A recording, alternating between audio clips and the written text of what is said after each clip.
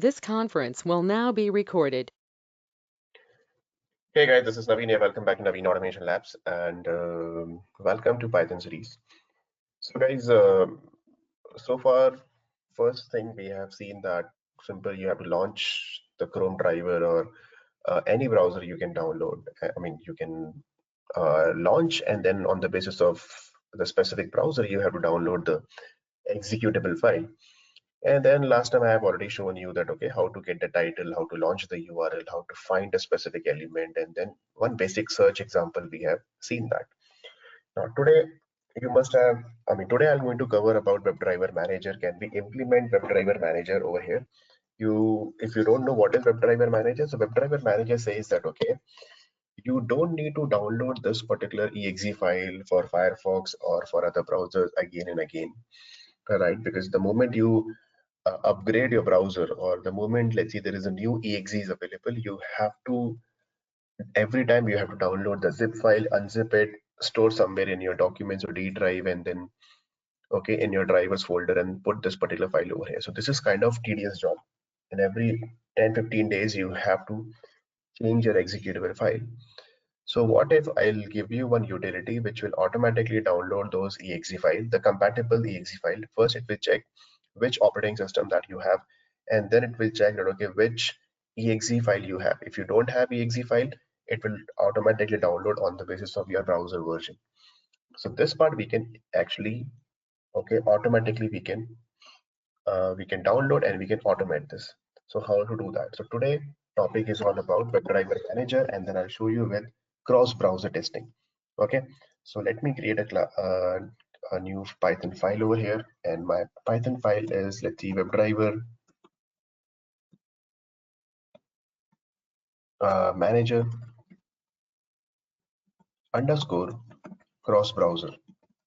Let's see, I'm writing like this. So this is my Python file that I have written. And then I'm going to do that, okay, some important imports I'll already, okay, I'll just copy paste. So you don't need to write it again and again. Like this, let's see, I have written, right? Now, what I'm going to do that, okay, initially, I'm initializing my browser. Okay, one variable is equal to browser name is equal to, let's see, I'm simply saying that, okay, Chrome. And this, on the basis of this particular variable, I'll write some if-else conditions over there.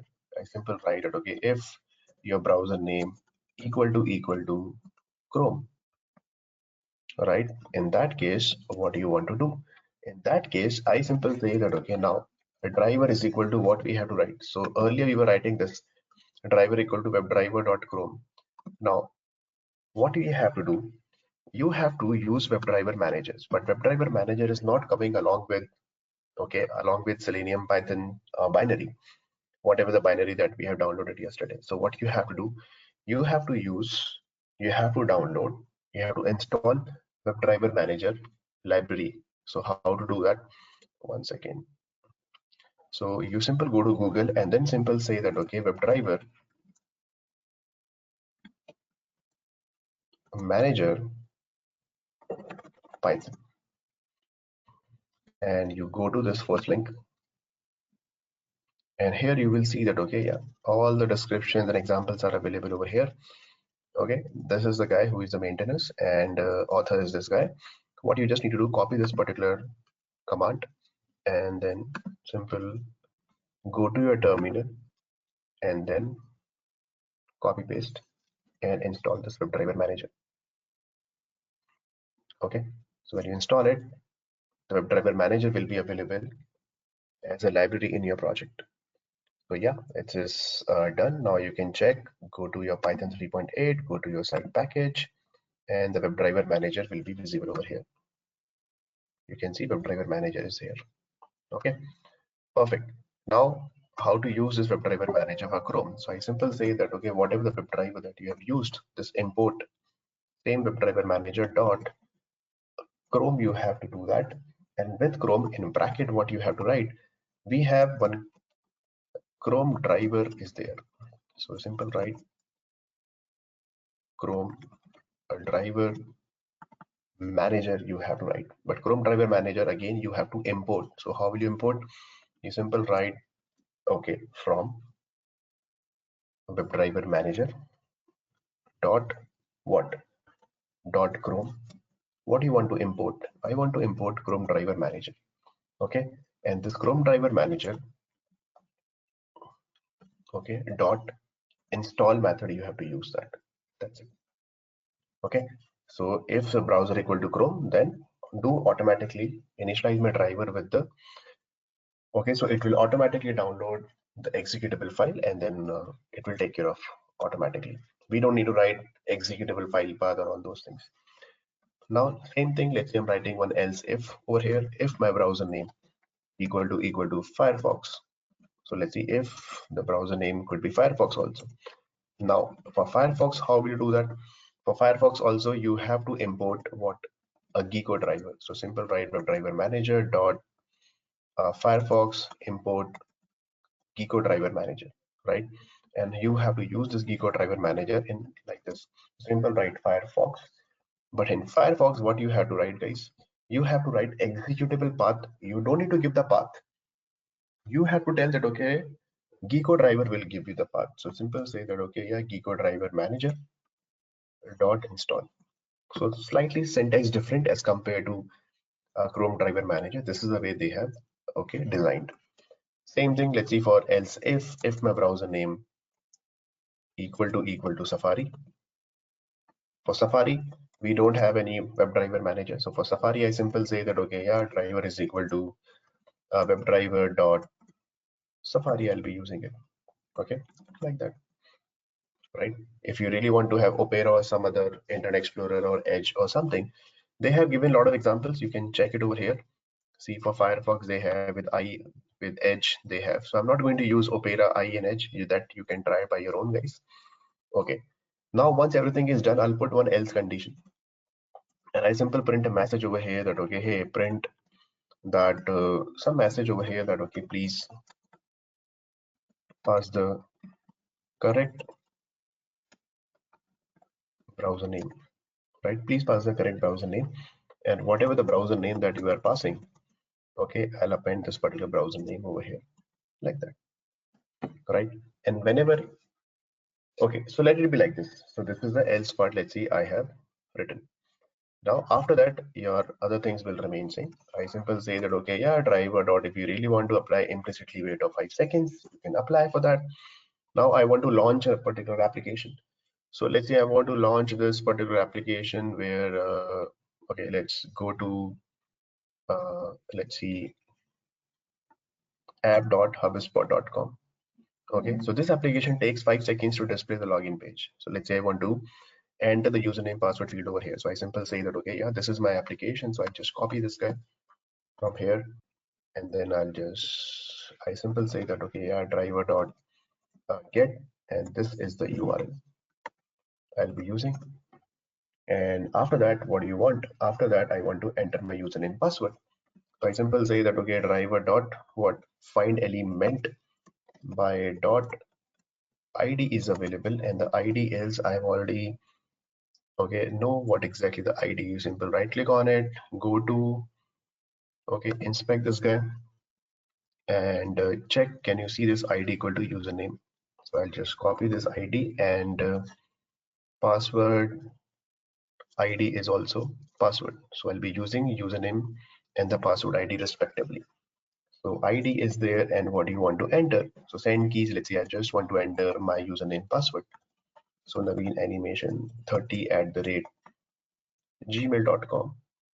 Okay, and then the same line I'll be writing for, so I just copy and paste it over here for password field. So I simply say that, okay, that will be my password, or whatever the password that you want to write.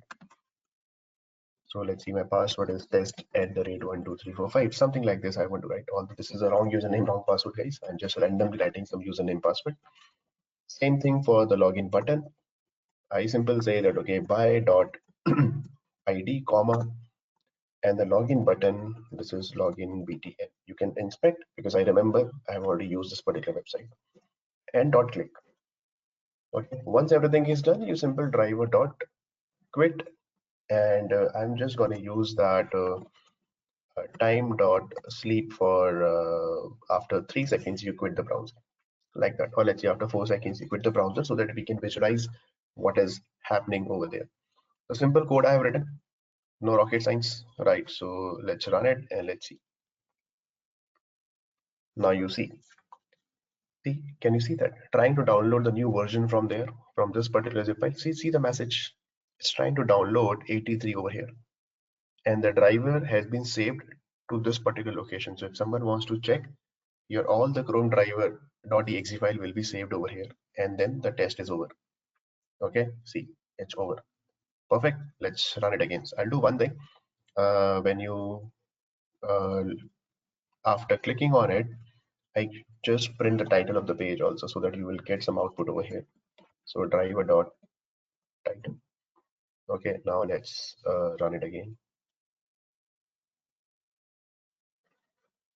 You notice, see, next time it's saying that, okay, found in cache. So I'm not going to download now. It's already found. So next time it is not going to download the exe file. So it's not like, see, it's entering the username password, although this username password is absolutely wrong. And then you see, I'm getting the title also. So guys, remember one thing. Whenever you're using WebDriver Manager, either in Java or Python, WebDriver Manager first check ChromeDriver exe is there or not at this particular location. It is not there. In that case, it will download the new exe file from the Chromium Google APIs. Perfect. If it is already found, see, next time it was already there, ChromeDriver.exe file, it's already there. So it's not going to download once again. Simply check, okay, yeah, it already found in the cache. Cache means in your location, in your local drive, and then you just use this particular same .exe file and then go for it. Perfect. Now let's run it for, see, the browser name is Chrome. Now let's run it for Firefox. So I'll do one thing, I'll just make it to Firefox. Okay, and then let's run it. Right click on it and go to run. And now see, for Firefox, the GeckoDriver for Firefox is there is no Firefox, so it's going to download from here. See, this particular zip file is going to be downloaded. That's only one time activity. And once it is there, make sure Firefox is available on your system, and then it should launch Firefox. See, it's launching Firefox perfectly fine. Entering the URL, and after 5 seconds, once the login page is displayed, it will enter the username password, and then clicking on the login button, although this username password is totally wrong, and then we are getting the same title. Now if you run it again, the same thing, you run it again, it's see the message over here, trying to download new version from here. Now it has been downloaded and saved at this particular location. You can physically go there. Let's see, let me just check it is there or not. So copy this, go to your, let's see, I'll just go to my this particular location. You can see that, see, my GeckoDriver is available over here, right guys? Same thing, you go to ChromeDriver is also available over here for Windows 32 or whatever, it's there. So it will take care of it, okay, for you guys. You don't need to worry about it. Tomorrow, let's say your browser got upgraded or new exe is available, immediately it will check the most compatible browser for you. I mean, most compatible exe for you. This is amazingly good. Okay, you don't need to take care of anything now.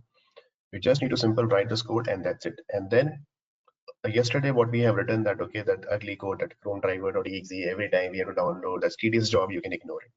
Okay, perfect. Now let's see, if I write Safari I don't have on this particular browser, but if you run the same script on your Mac machine, it will work 100% fine. Okay, now if you write, let's say, some other browser, let's see, right now I'm writing Opera. So Opera, obviously I'm not maintaining, I'm just maintaining Chrome, Firefox and Safari. So for Opera it will go to else part, and then if you run it, a simple say that, okay, yeah, name driver is not defined, with a message over here that, okay, if you see that, okay, please pass the correct browser name Opera, right? But the moment it comes inside the else part, your driver is what? Driver is not initialized. So that's why saying driver is not defined over here. So I cannot apply implicitly wait and all those things. So why to come over here? So for the better practice, what I'm going to do that, okay, the moment it will come inside the else part, what I say that, okay, here, throw an exception, right? Just like in Java, right? We have throw keyword, throw an exception. Same thing in Python. What we have one keyword that is called raise exception. So you have to raise exception with a message over here. Let's say I simple put a message that, okay, I simple say that, okay, driver is not driver is not found, or whatever the message you want to print. So this exception will be thrown now. Okay, now let's run it and let's see. See, it's saying a exception driver is not found. We have raised this particular exception, driver is not found, along with the message that, okay, please pass the correct name. So what is the advantage of this? Immediately we have thrown the exception and no need to come over here. No need to, in fact, call this implicitly wait, or if you have not written implicitly wait, no need to write get method also. I mean, no need to call get method also.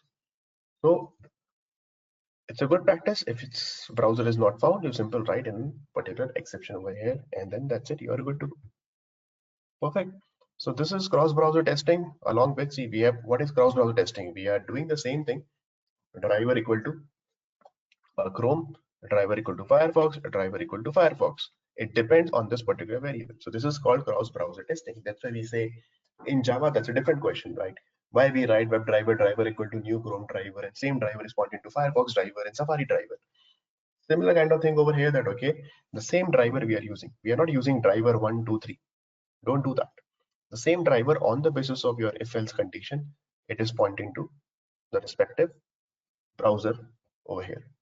Okay, and then we are using WebDriverManager concept.